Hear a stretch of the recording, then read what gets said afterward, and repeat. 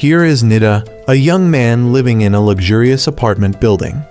One evening, while sipping a glass of wine, suddenly something like an egg fell on his head.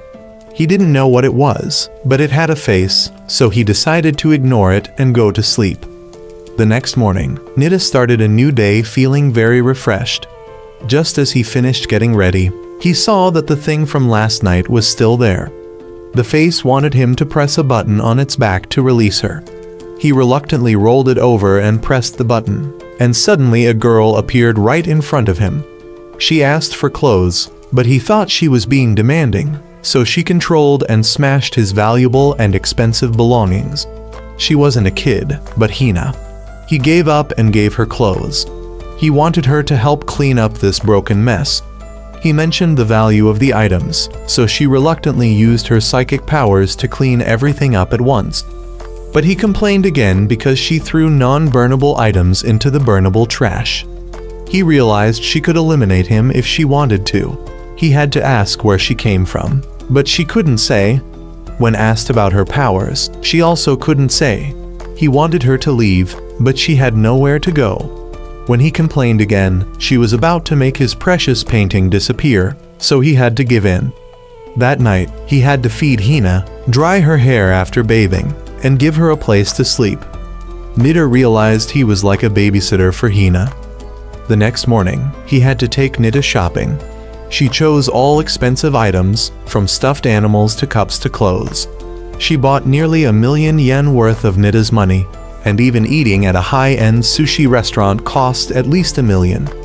Looking at the news on TV, when they got home, Hina suddenly wanted to go to school.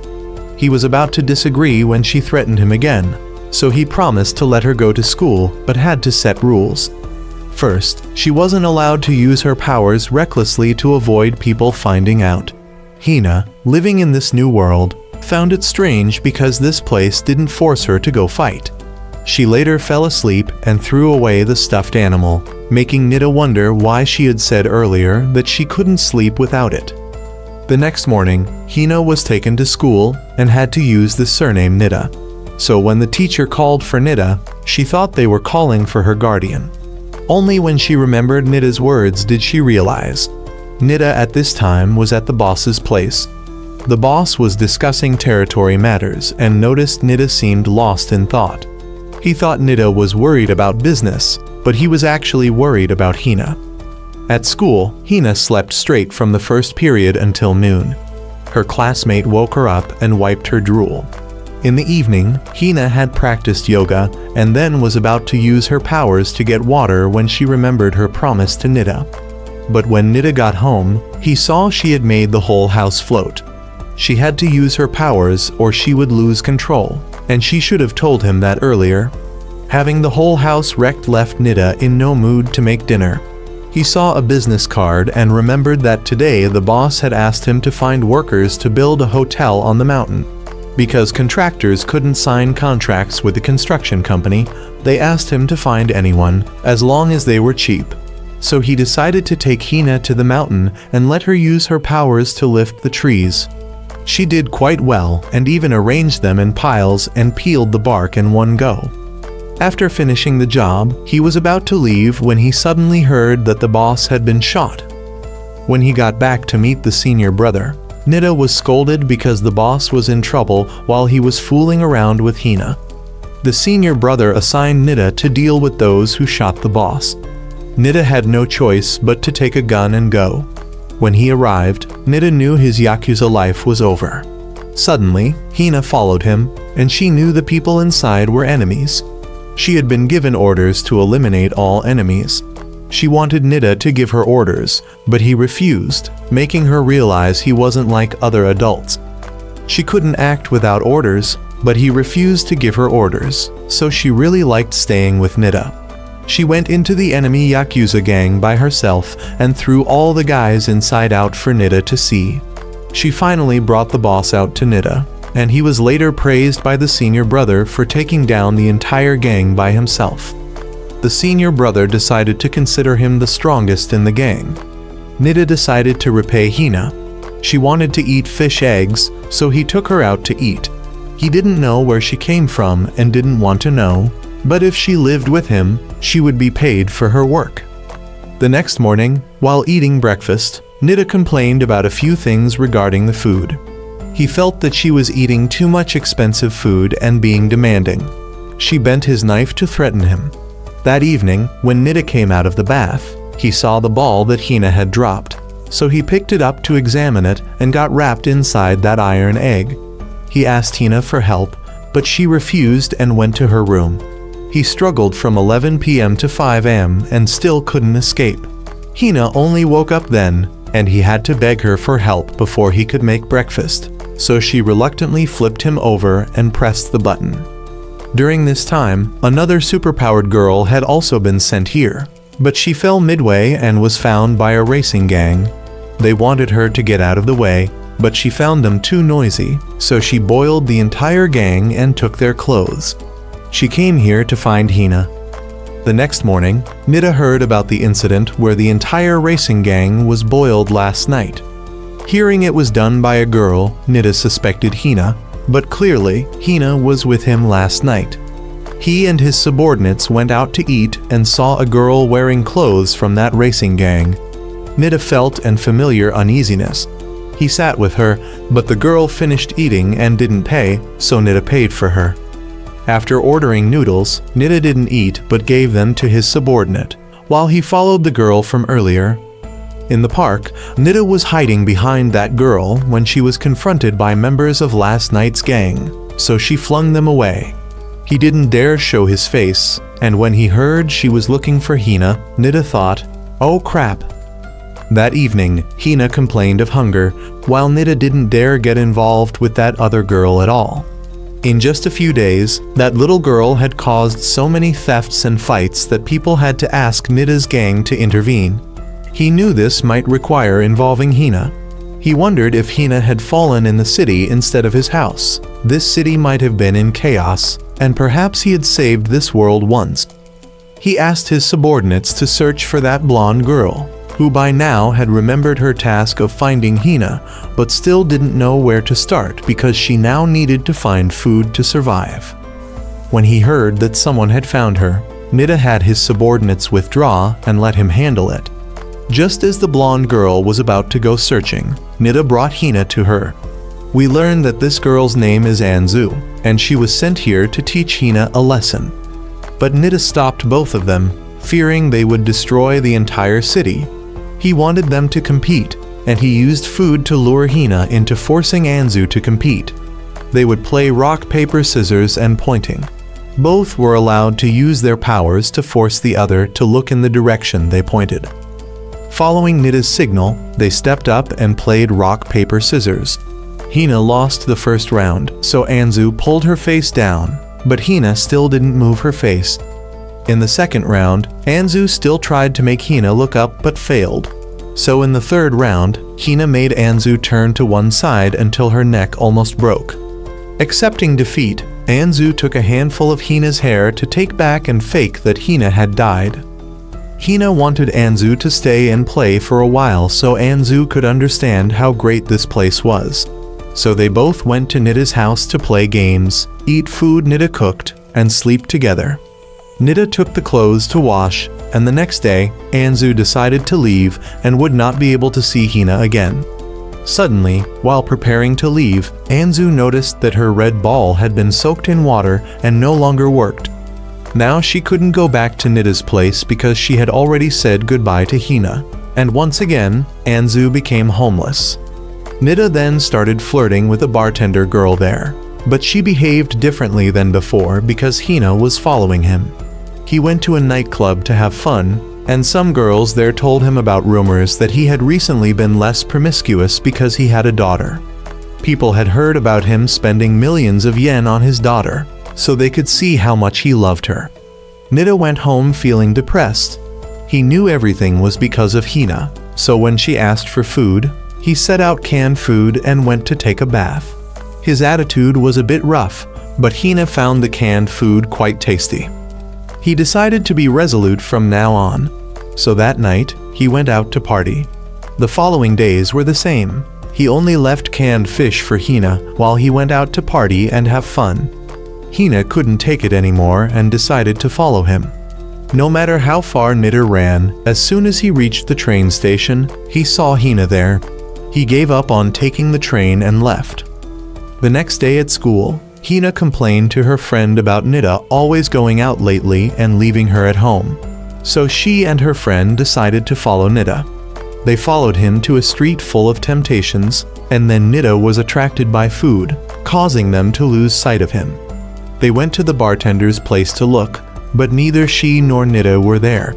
Hina left her friend and went to find the bartender. A customer came and thought Hina's friend was a new employee, and when he heard she didn't know how to make drinks, he showed her how. Meanwhile, Hina met the bartender who was returning from shopping. Nida also arrived and saw a different bartender, thinking he had entered the wrong bar. Hina's friend thought he was Nida's father, but he denied it. He saw that this customer seemed to have just won at horse racing, so he treated Nida to a round. Hina told the bartender about being left behind, and the bartender advised her to talk to Nida about it, saying how could he understand and indulge her if she didn't speak up. When they returned to the bar, they saw customers being served by Hina's friend. The customers all thought she was a new hire and had already taught her how to mix drinks. Hina told Nida directly that she wanted to go to bars with him too. Everyone agreed, so the whole group went to a bar. At the bar, everyone built a champagne tower. Nida had someone set it up and let Hina use her powers to pour the champagne down, since everyone was drunk anyway. Hina's friend didn't know why she was there, and her mother called demanding she come home immediately. The next morning, Nida woke up at home with a bill 3 times the amount he had spent buying things for Hina. Hina was happy and wanted to go again, but he reminded her that they would have to eat frugally for a while. We meet Anzu again, still homeless and having to steal to survive. The bartender and others had to chase her, and she couldn't use her powers for fear of Hina discovering her. But a homeless uncle showed her an escape route. He took Anzu to his place and gave her food and temporary shelter. He advised her not to steal anymore and said there were other ways to get food. Anzu wanted to know these other ways, so he showed her how to collect cans or find spare change in vending machines. They spent a whole day collecting cans, and at the end of the day, exhausted, they made it to the scrap metal buyer. But after a whole day, they only made 700 yen. The uncle advised her to buy some alcohol for everyone so they would accept her, as homeless people often help each other. Anzu bought alcohol, and although they didn't accept her at first, they still drank. They wanted Anzu to sing, but she shouted back because it was her alcohol. The uncle gently told her to sing if she knew any songs, so she sang the only song she knew, and although it wasn't good, the homeless people accepted her because she reminded them of their granddaughters. The next morning, while scavenging, Anzu accidentally met Nida again. Seeing that she was still here and not living well, he gave her some money to use. She pridefully threw it away, saying she could earn money herself. But then she realized the people at home were all struggling with money, so she chased after Nida. He had his subordinates stop the car and came out to see what was happening. Understanding that she wanted to ask for money, he gave it to her anyway. Just as Nida left, Anzu was caught by the bartender and the people who had been chasing her. She said she wanted to pay them back, so the bartender calculated the damages and returned the excess money to Anzu. She only had a few coins left, so she returned home sad. But no one blamed her because if they had money, they would just spend it on alcohol anyway. Now we meet Hina's friend Hitomi again, a good and diligent student by day, but a bartender by night. The previous bartender, Yutako, had invited her there and tricked her into wearing this outfit. Hitomi only tried it on, but Yutako took a photo and threatened to send it to the school. However, Hitomi was clever and recorded that she was only trying it on, not actually working. They then reconciled and decided to delete each other's evidence, but Yutako had a copy on her computer, so Hitomi reluctantly had to work there. Her skills were considered by a customer to surpass even Yutako's. Suddenly, Hitomi's teacher and vice principal came here. Hitomi tried to call for help from everyone, saying the teachers were here, but no one paid attention. She was forced to serve them and tried to put on a fake expression so they wouldn't recognize her. The teacher thought she looked quite familiar, but surely it couldn't be possible, right? How could a middle school student be a bartender? But she still looked too similar. The drunk vice principal was chatting on the other side, so the teacher also talked to him. But if one of his students had to work, it would mean losing his job, so the teacher thought he must have been mistaken. The teacher then ordered a drink, and it was extremely delicious. However, Hitomi didn't have calluses on her hands, so she couldn't be a professional. He ordered another drink to see how she would handle it, and it was indeed no taste, no pay. The three people on the other side saw that Hitomi had attracted another customer for the bar. The teacher then took the vice principal home and would return here in the future. Hitomi now had a bank account, and the amount of money in it was growing day by day. That evening, Hina heard Nida talk about meeting Anzu, and he thought maybe he should bring Anzu here and let Hina try being homeless. That night, Hina dreamed about being forced to beg on the streets, so the next morning she decided to change. She gave most of her portion to Nida, and even said goodbye to him when he left for work. She then decided to clean up so that Nida would be happy when he returned. She took out the vacuum cleaner to use, but it ran too far and the cord came loose. She used a broom to clean the cabinet, but broke one of Nida's precious vases. Water spilled on the floor. When she hung towels out to dry, they blew away. She found caviar in the fridge and ate it. At this time, Nida didn't know what was wrong with Hina at home, so he told the boss about it. The boss thought Hina was growing up and advised him to reward her. He had already bought something but hadn't had the chance to give it to her, so he was afraid it might all be spoiled. That evening, Hina was washing dishes when she suddenly had a stomachache, causing all the plates to break. Nida had just returned from buying groceries and witnessed the messy house. He decided straight away that from now on he would no longer take care of Hina. She then packed her things and was kicked out by Nida. Hina tried to apologize, but what good would an apology do? Hina then only had a little money to support herself. She went to eat a meal and ran out of money by the end of the day. Hina met Anzu again, and Anzu took Hina home to stay temporarily. Hina only ate 1 cup of noodles and then went to sleep with Anzu. Because she kept Anzu from sleeping, Hina was wrapped up in a sleeping bag. The next morning, Anzu woke up early to go to work and earn money.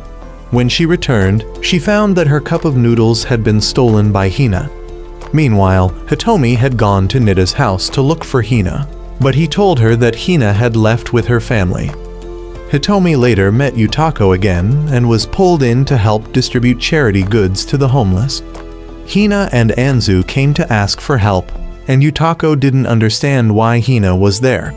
She and others later asked Nida, and he said that taking care of Hina was too expensive and he didn't get any benefits. So she said that when raising children, one shouldn't talk about benefits.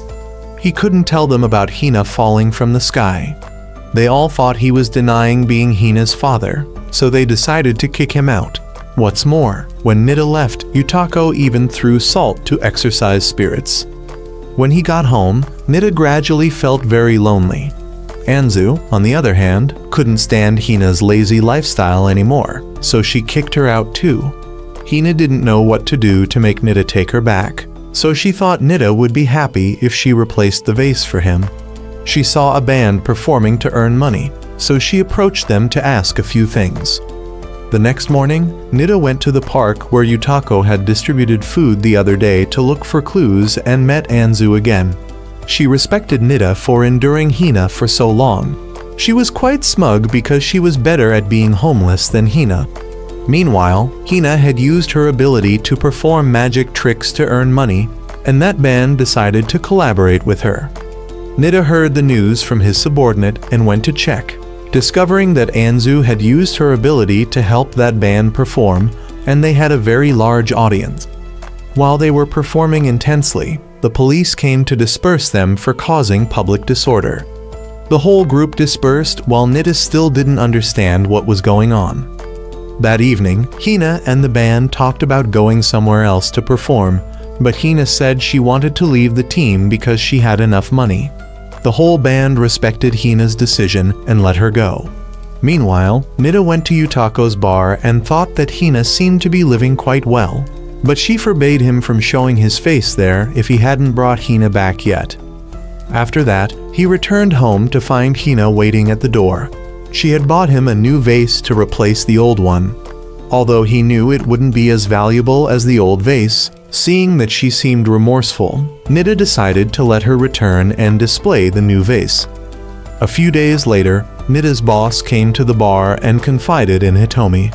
He felt that it was hard for Yakuza to live nowadays.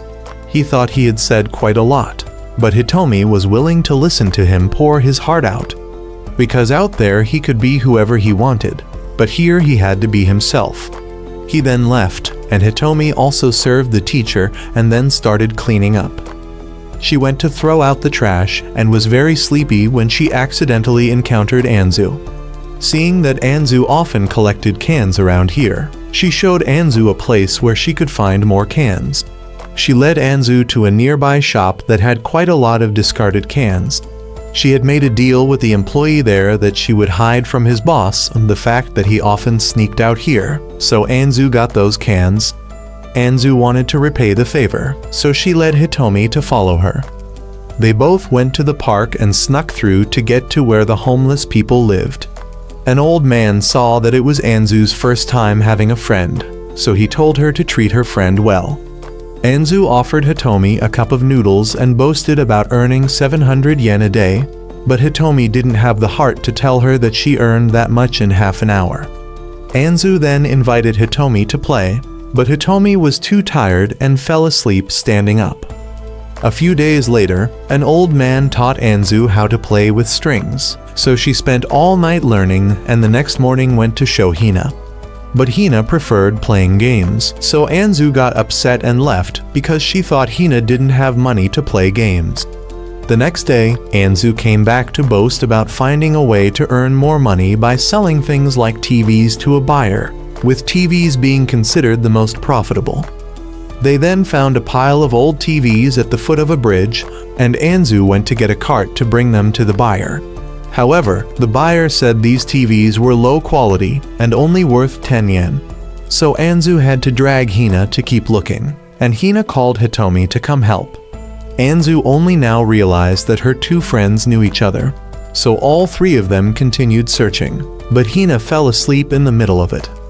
Hitomi then decided to look elsewhere, but she remembered that she had just thrown away an old TV at home, so she went back to get it. She got the TV from home and planned to dump it somewhere to lead Anzu to it, but she was caught by the police who said she couldn't dump a TV there. Seeing Hitomi so worried, the officer thought her parents had forced her to dump it. Hina returned to ask Nida for money to buy a TV. Nida told her where to buy it, and Hina then took a taxi from the store to the buyer. The buyer knew this was new merchandise, and it seemed like Hina was testing him. The taxi driver said Hina hadn't paid yet, so the buyer would pay instead and deduct it from the TV price. Anzu later came and complained about not finding anything, but Hitomi had managed to bring a TV. Hitomi seemed unhappy but still forced a smile. The buyer saw another one in a box, and although he really disliked it, he still suggested they should sell these at a recycling shop. That evening, Anzu had quite a bit of money. She wanted to split it 3 ways and said she needed money to play with Hina. When they got home, Nida asked where the TV was, and Hina said she sold it to pay for the taxi. Nida didn't quite understand the purpose of this and thought Hina was teasing him. A few days later, Hitomi went to work and was discovered by 2 classmates. The teacher later came, and the 2 boys thought Hitomi was dating the teacher. They then called Hitomi's close friend to discuss this matter, and she suggested calling Hina too, but they didn't expect much from Hina. This friend decided to talk to Hitomi to investigate further. When told about being seen in the red light district, Hitomi got flustered and said she was just going to extra classes. The friend mentioned a tutor's name, and Hitomi claimed it was him, so the friend knew Hitomi was lying. After pretending to go to the bathroom to laugh, the friend came back and revealed that the teacher she just mentioned didn't exist. During lunch, when Hitomi was asked about Yutako's bar, she spit out her milk. But the friend was just trying to tease Hitomi by making her flustered. Two male friends realized they couldn't trust the female friend, so they decided to investigate on their own, while Hina still didn't know anything. The two friends wanted to find a time when Hitomi and the teacher were in school. During class, the teacher asked Hitomi to come to the office for something. The two boys followed and decided to burst in, but only saw Hitomi carrying a pile of freshly printed papers. The two young men then had to carry documents along with Hitomi and asked her if she was hiding anything. She was startled and said that what she was doing wasn't bad at all. The two boys really misunderstood and went back to yell at the teacher. The two boys then met with the female friend and Hina and staked out near the bar. They discovered Hitomi going in, and a while later, Nida also went in. So the whole group rushed in thinking Hitomi had fallen into depravity, but what they witnessed was Hitomi working as a bartender. She pretended to be someone else, but none of them were easily fooled. The female friend asked Hitomi if she was really okay, and Hitomi took the bait and confessed. They made her admit that she was a bartender, and everyone didn't know what to say because it was clear that Hitomi was being teased. The teacher later arrived and thought they had all mistaken this Hitomi for the one at school, even though they really looked alike. A few days later, Nida came home from work to find Hina on the phone with his mother, so he had to rush over and grab the phone to explain to his mother. Nida then had to take Hina to his mother's house to introduce her. While paying respects to his deceased father, Nida instructed Hina on what to say. When meeting his mother and sister, Hina was asked about her parents. Since they had only practiced about the father but not the mother, Nida pushed Hina out to play so he could answer himself. He told his mother and sister about how Hina's family had been massacred and he had to take care of her. He made up a sad story about Hina that made his mother and sister sympathize. When Hina returned, the mother and sister made Nida cook, because if the sister cooked, it would just be 3-minute instant noodles. While Nida was cooking, they asked Hina about her life with Nida. She admitted it was fun, but regarding school, she mostly slept and ate lunch. Nida felt that sending Hina to school was indeed a waste of money.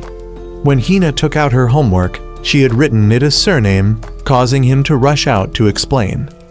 During dinner, they asked Hina what she usually did with Nida, and she said they went to bars, so he had to deny it, saying he only took her because she liked it. The family then let Hina play with leftover summer fireworks. When Hina used the sparklers to chase ants, Nida's sister said each living being has value and shouldn't be treated that way. Yet right after saying that, she poured alcohol on the ants, making Nida think his sister had gone crazy. Nida confided about once kicking Hina out and being misunderstood as kicking his daughter out due to a divorce, causing his mother to become suspicious. He then had to lie, but seeing Hina being questioned about his lies, he decided to change the story and said Hina was his daughter and he had only recently found out. His mother and sister accepted it because Nida seemed serious, so they took Nida and Hina to their father's altar to introduce the new family member. Nida promised to take good care of Hina, and all 3 family members started doing crazy things. A few days later, Yutako and some others protested to protect the homeless because the government decided to demolish all their houses in the park. Anzu didn't know what was happening, so an old man had to explain the situation to her. Yutako had arranged for people to take care of Anzu. That evening, they decided to have a final meal together, and Anzu didn't want to leave everyone, so she stubbornly insisted on protecting their home. But they all opposed Anzu's idea, making the little girl seem sad. However, they had to be cruel to make Anzu willing to leave, and they also blamed themselves for being too useless. The next morning, Anzu and everyone packed up. They decided to go live somewhere else while Anzu went with Yutako. She took Anzu to a couple who owned a restaurant. They would adopt Anzu, so she didn't need to worry too much about survival anymore. During dinner, Anzu cried because only she got to enjoy this while others had to struggle to survive. The couple advised Anzu not to worry too much about that anymore. They knew Anzu still couldn't accept it, so they left it to time to change her. The next morning, Anju woke up early but remembered she didn't have to collect cans anymore. She then saw the couple about to open their shop, so she wanted to help because the uncle had taught her to work for food money. The husband would let her work, as those lessons were valuable and helped Anju grow up. He believed that what she had learned would always be something that kept people by her side, and both of them would teach her many more things. Their lessons would forever remain in her heart, and her image would always be in their hearts, so she didn't need to worry about them feeling lonely. Anju then started her new job there. The couple gave her a uniform and taught her the first lesson. The customer is always right, and when answering older people, she must be polite and respectful. She then had to watch how the wife worked to learn. The husband advised her to memorize the menu, and when Anju saw the expensive ribs dish on the menu, she was shocked because that amount could buy 8 cups of noodles. Nida and his subordinates later came to eat, and he was curious to see her working there. He learned that Anju had been adopted by this place. The husband told Anju that if it's an acquaintance, she should feel free to serve them, so she no longer treated Nida like a god. Nida ordered those expensive ribs, which stunned her because he really had a lot of money. After the meal, Anju learned how to calculate the bill, and seeing so much money made her freeze. Anju then washed the chopsticks, but the husband suggested she throw them away, reminding her of the lesson the uncle had taught about recycling usable things.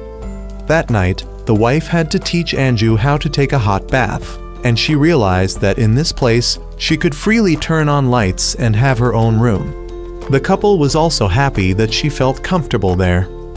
We meet Hina again, who fell asleep during class and was scolded by the teacher. Hitomi's hand unconsciously drew a demon.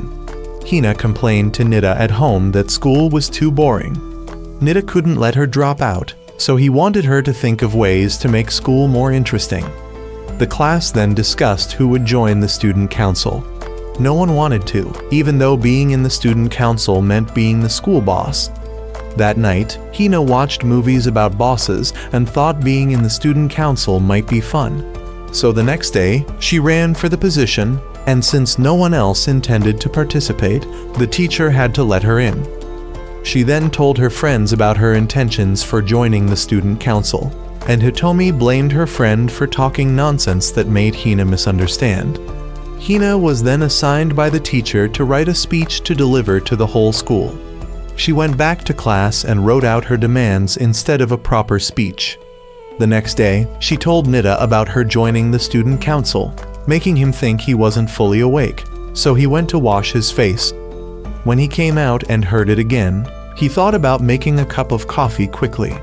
But Hina wasn't joking and showed him the speech, making him think schools had changed too much.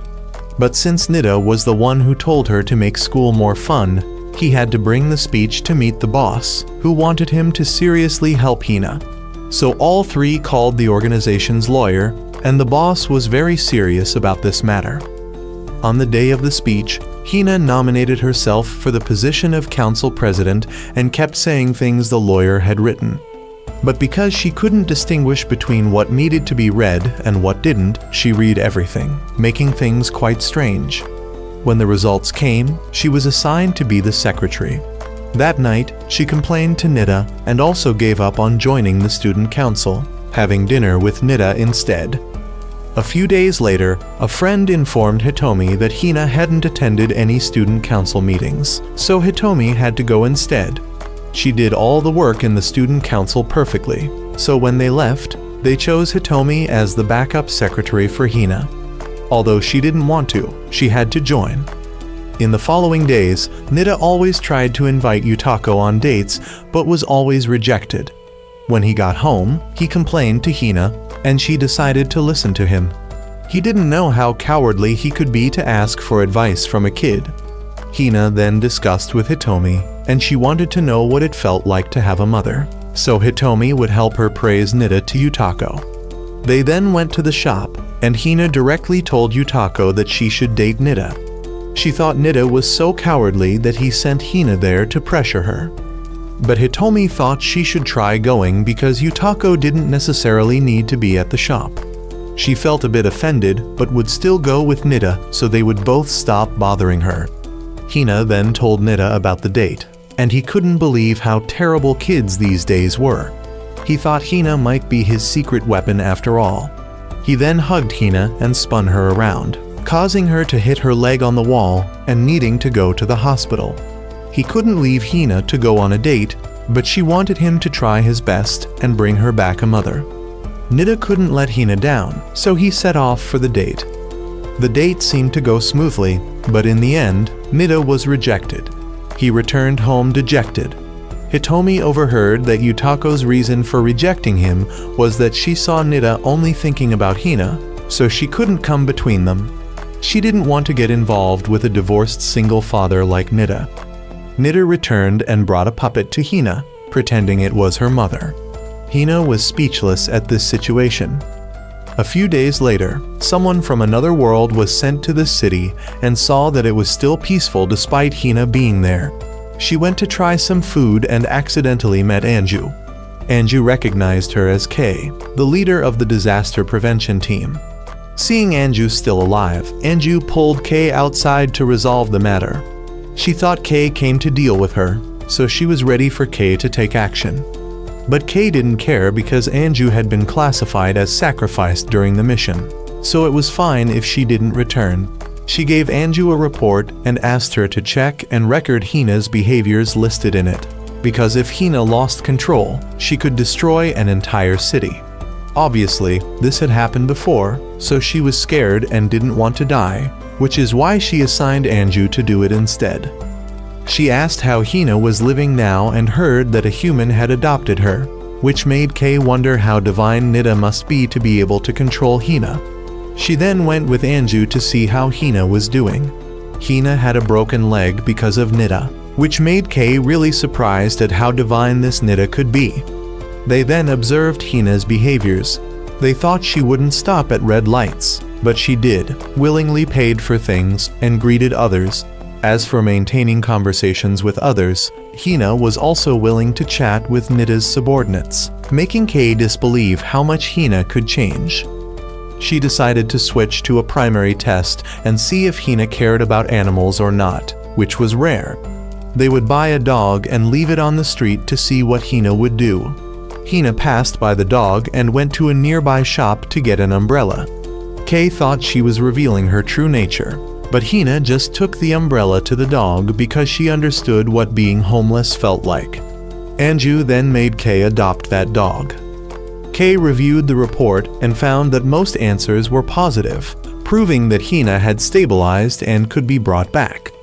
One day, Hina used her power to clean up trash, and her classmate Mayumi saw it. Mayumi went home and read stories about these superpowers, and she knew that if she revealed it, she might be silenced, but she still chose to speak out and wrote a letter in case something happened. The next day, she came to ask Hitomi about Hina, thinking it might be better to ask Hina directly. Mayumi then arranged to meet Hina and told her about seeing her use her power. Hina admitted it right away, so Mayumi, fearing she would be silenced, bowed down and begged. But Hina didn't intend to silence anyone, so Mayumi started following Hina to learn the power. Kei saw that Hina now had another friend and wrote it in the report. Mayumi then wanted to try learning the power from Hina because Hina lied that she accidentally awakened it, so Mayumi had hope for herself. But Hina saw that Mayumi was wasting her time and preventing her from going home early, so she reluctantly lifted a rock to make Mayumi think she did it herself so she would go home. The next day, Mayumi thought she could lift more rocks, proving she had mastered it. Hina told her not to use the power when she wasn't around because it had to be kept secret. That night, Mayumi thought she had learned the power, so she didn't need to listen to Hina anymore and decided to show off. The next day, while Hina was sleeping, Mayumi opened a power teaching class and intended to demonstrate it to the whole class. She waved her hands around, but nothing happened, making Mayumi want to find a pair of pants to put on her head to hide her embarrassment. And for the next 2 days, no one saw Mayumi anymore. Hina's leg then healed, and she decided to go eat when Kei came to take her back. Hina didn't like it, so Kei feared she would lose control. But this was an order, so Hina reluctantly obeyed, fearing disobedience would result in being silenced. Kei would take her back after 3 days because she still had to find someone to adopt the dog. She then didn't know how to tell Nida, so she kept hesitating. She followed Nida everywhere, and when he actively asked, he saw her banging her face on the table. Thinking she was sick, he had to take her for a checkup, but everything was fine. He then wanted Hina to speak directly, so she flew up and turned her back to make it easier to say that she was about to return. Nida went inside, put on a shirt, and took her out for a final meal to say goodbye. She wasn't supposed to eat too much fish roe because it's bad for digestion, but they ignored that since it was the last meal. While driving to the meeting point, Nida admitted she only caused him trouble, but without her, he would be quite lonely, and it would be troublesome to explain to everyone. Hina believed he would be fine and left. He then went home and knew Nida had truly grown up, so he recalled memories of when they lived together. But Hina was later asked about the sphere that had encased her when she arrived here, and learned that since Nida had been trapped in it, he had angrily thrown it away, so it was gone. Without it, she couldn't return, so she happily ran back to find Nida because they would continue living together from now on. But when she returned, she discovered Nida celebrating being able to live alone again. He tried to explain, but what was there to explain anymore? Kei then decided to ask someone to bring the sphere, and the person she asked was named Mao. Mao had been dropped somewhere on a deserted island, and a coconut fell and hit the button, causing the sphere to fly into the sea as well. Another one gone without return. Mao had been searching for the sphere for 10 days but couldn't find it, so she knew it was lost for good. She then caught fish to eat and used 2 coconuts and put something on top to make hair, pretending they were Anju and Hina. She had lived with these 2 coconuts for many days and then made herself a makeshift outfit. She then ran into the forest and built a temporary tent. She lived like this with her 2 imaginary friends for many days, and then many months passed. Mao could no longer bear this life. She no longer saw the 2 coconuts as her friends and threw them both away, then created a raft to set sail. She drifted all the way to Cambodia or some country next to Vietnam. We meet Nida again. He and his subordinates had decided to go pick up a new boss who was just released from prison. This boss was very fierce. When Nida had forgotten to light his cigarette before, he got hit on the head with an ashtray. We'll call this boss Boss 2 because Nida has 2 bosses. Nida told his subordinates to be respectful to Boss 2. When they picked him up, Boss 2 heard that the big boss was in a coma because Hina had said he had smelly armpits. Boss 2 wanted Nida to help him become the big boss, but he had already agreed to help Boss 1 because Boss 1 was smart and accepted by the whole gang. Boss 2 didn't like to give in, so he picked up the ashtray to threaten Nida. But Nida bowed his head and said he couldn't let the whole gang fall into chaos, so Boss 2 agreed to be patient for a while. The big boss then heard the news that he had woken up, so Nida came to visit. The big boss seemed to really like Hina, so when he heard about finding a successor, he jokingly said he would make Nida the new big boss. The subordinates reported this news to the 2 bosses, but Nida wanted him to choose seriously, so the subordinates didn't know how to explain to the 2 bosses. Boss 1 said that Nida was using Hina to persuade the big boss to give up his position, which made Boss 2 furious. Both of them trapped Nida in a concrete box and were about to throw him into the sea. He tried to explain, but no one listened. When he asked his subordinates to explain, they just stood there frozen and said nothing. The big boss had to come and explain to them that Nida didn't want to steal the big boss position, but was only thinking about the gang, which made them realize they had misunderstood Nida, so they decided to promote him as an apology. He was depressed, not knowing how to handle this situation, but everyone else just stood there clapping. Hina then came to inform Yutako about Nida being quite depressed, so they thought they should throw him a promotion party. She then researched how to throw a party. She decided to ask for advice from everyone. Friends told her to give a photo, some said to give flowers, some said to give alcohol, some said to give his favorite food, some said to make it a surprise. Anju advised her to bring Nida to this restaurant, but she refused immediately. After thinking for a while, Hina will combine all the opinions. She then tells Nida to notify her in advance when he's coming home so she can prepare a party. She then grabs a photo and starts cleaning the house. She goes out to buy necessary items except for alcohol because they don't sell it. So she returns home, puts water into empty bottles as a fake, adds salt and places candles on top to fake a cake, and puts fish eggs on top for food. Nida thinks it's nice to have a surprise party once in a while, so when he comes home, he gives Hina a 1-hour notice to prepare. When he enters the house, he's shocked to see the party looking like an altar, with rosary beads, salt, and candles, plus a memorial photo and boxes that look like coffins. The melon he just bought completes the offering set. Hina then emerges from a box, thinking he'll be surprised, but there's a hiccup. However, Nida still thanks her for her thoughtfulness. One day, Hitomi returns home from work to find her mother waiting. Her mother wants to know where she's been. Hitomi says she stayed at a friend's house, but her mother doesn't believe her, so she mentions her bartending job. Her mother doesn't believe this either and thinks she's selling her body. Hitomi then complains about this to Yutako, who suggests Hitomi should run away from home as she did in the past. The difference is that Hitomi now has money to live independently. Originally, Yutako wanted Hitomi to continue working here to earn money. Nida feels a bit regretful for loving someone as money-hungry as Yutako. Yutako then takes Hitomi to a fully furnished and luxurious apartment. The price is a bit steep, but Nida has helped negotiate so Hitomi only needs to pay half. Still, it's too expensive, but Yutako forces Hitomi to sign. Nida thinks she's worse than the Yakuza. Hitomi then faces financial problems. A customer wants to introduce her to a new job, which is cleaning windows on high-rise buildings. She's a bit scared, so she tries to work quickly.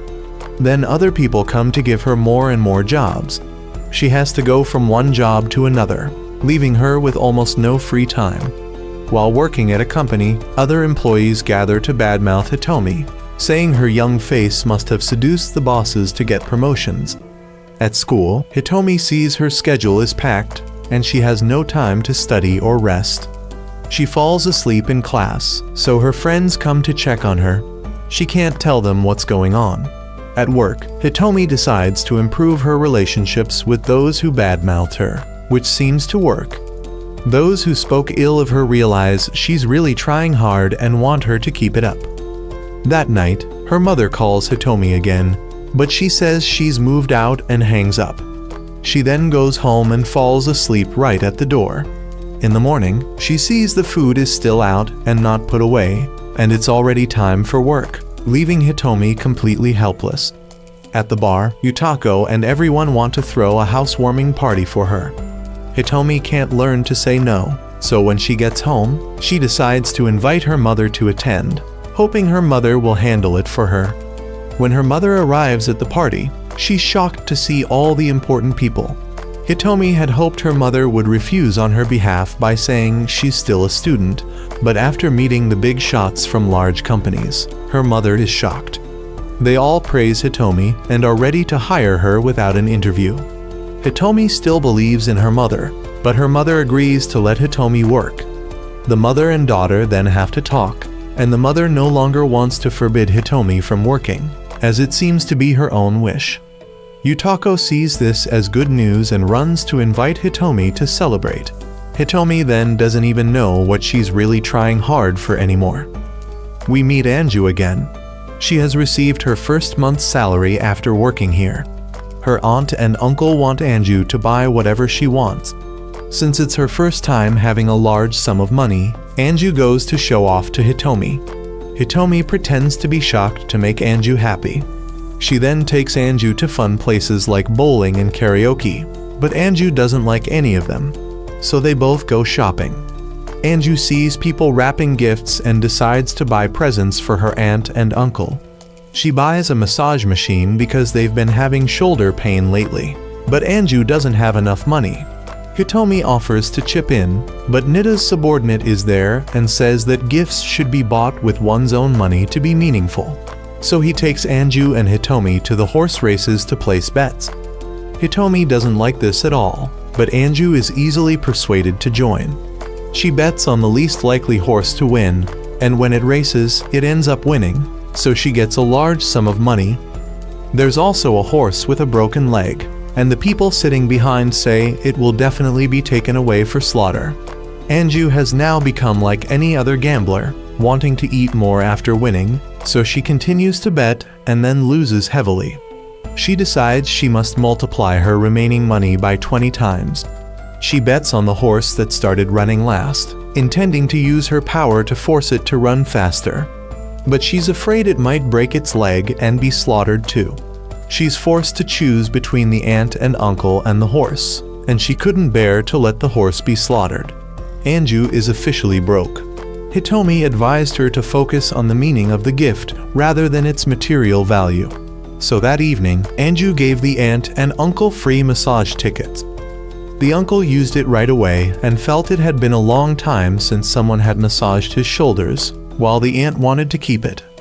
Some time before, a newspaper had planned to interview modern-day Yakuza, and Nida was chosen as the subject because he had single-handedly wiped out a gang and become legendary. The chosen reporter was named Seta, and he decided to risk his life for work, writing his will before going to the interview. When meeting Nida, Seta didn't know he was hiding a beast inside. Nida advised him not to interview him, but Seta couldn't back out anymore, so Nida allowed Seta to record his life process. He then brought Hina along because she still had a broken leg at the time. They asked about the reason Nida got involved with the Yakuza, and it was simply that he accidentally got involved and then followed because he saw that this job had a lot of money, and also because his father died early. He wanted to find someone to be loyal to. As for Hina, she's not his daughter, but just someone he's fostering. Regarding being very attractive to women, it's all fake because the ones he likes are never normal. Seta thought Nida seemed like a normal good person, so he followed him home and recorded his life with Hina at home, which was quite normal like any other father and child. Seta increasingly suspected that he was hiding his true nature. Later, they went to find Nida's mother and sister, but they straightforwardly said Nida was a good person and not violent at all. So Seta dragged him to Nida's organization to film him while working there. Boss 1 let him interview right away. Nida then asked his subordinates if they had prepared a gift for the old boss, but the subordinate forgot, so he let it slide. Seta wanted him to hit the subordinate for making a mistake, but he thought scolding that idiot would be worse than hitting him. They thought he was making the Yakuza's image look weak, so they made him act. The subordinate also wanted him to toughen up and use this ashtray to hit him on the head. So he had to act like boss 2 and actually hit him on the head with the ashtray. After that, they cut the scene, and the subordinate felt Nida hit a bit too hard. Seta then continued to follow Nida and realized he really was just a normal good person. Seta wanted Nida to stage himself to look truly brutal, but Nida thought that if it's an interview, they should show people the real face. Seta still tried to provoke him, but Nida didn't care. Seta then went home, saw his family, and decided he couldn't let this mission fail. So Seta started to stage Nida's life inaccurately. When Nida watched the interview of himself, Seta had turned him into a cold-blooded and violent person, ready to hit subordinates when they make mistakes, with a difficult childhood due to losing his father early, and famous for violence, single-handedly purging an entire Yakuza gang, making the boss fear him by showing attitude. Seta thought it wasn't like a loyal Yakuza as before.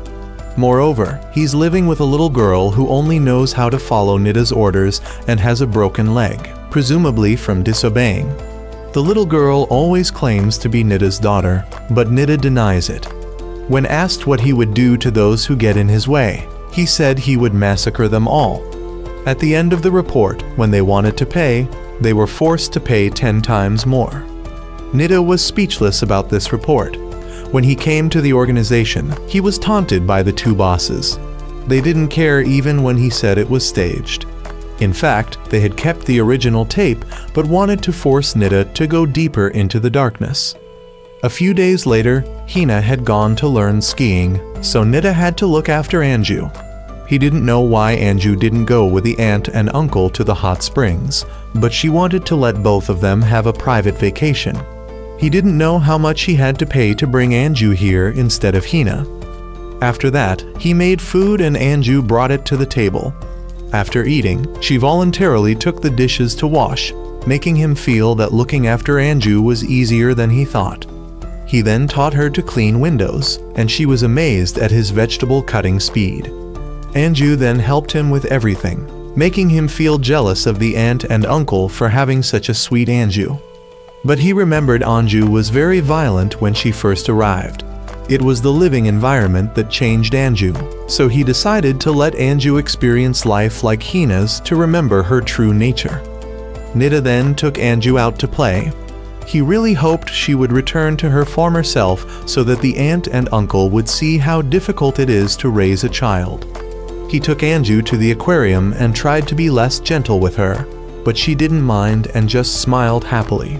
When they went bowling, Anju was also very cheerful. By the afternoon, he thought Anju should find a place where she could be selfishly happy, but she preferred to have fun with Nida. This made him realize he was wrong to try to drag Anju down to hell, and now he was the one being pulled up to heaven by Anju. He played together with Anju and understood that this is the life of a real father. The next day, Anju went home because the aunt and uncle had returned. He realized he had been so busy enjoying himself that he forgot reality was about to return.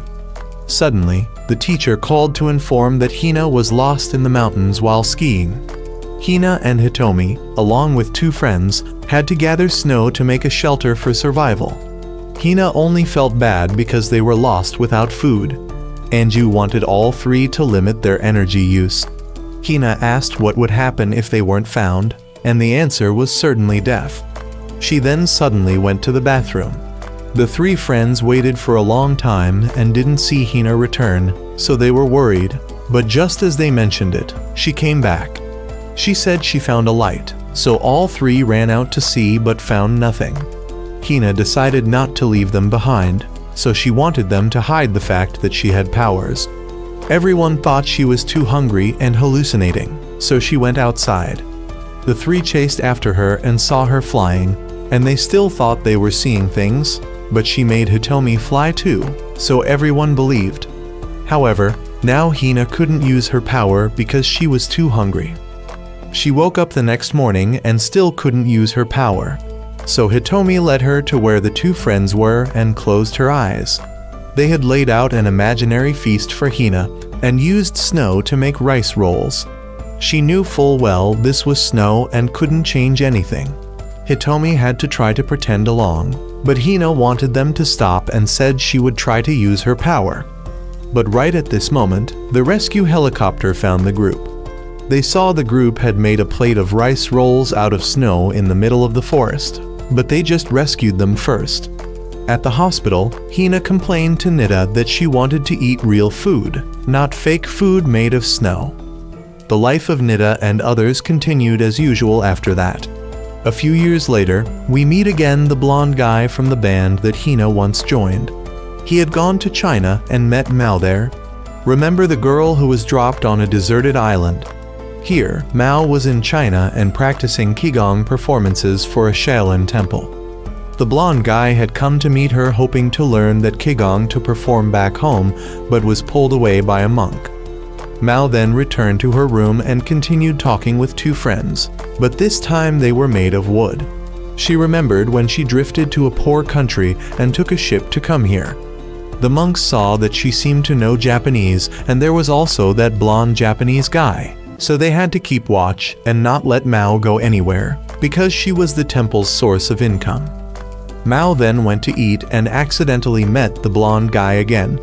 He wanted to learn her Qigong to serve the band because he had promised Hina. Hearing about Hina, she showed the blonde guy if it looked like this puppet, and he admitted it was correct, making her feel she had a clue to find her friend again. But the monks wouldn't let her go. She had to run away with the blonde guy and was chased by the monks.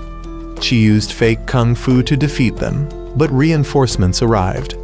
She then had to throw the blonde guy at them, but without hurting him. The master then came and asked her what she wanted to do, and she said she wanted to go to Japan.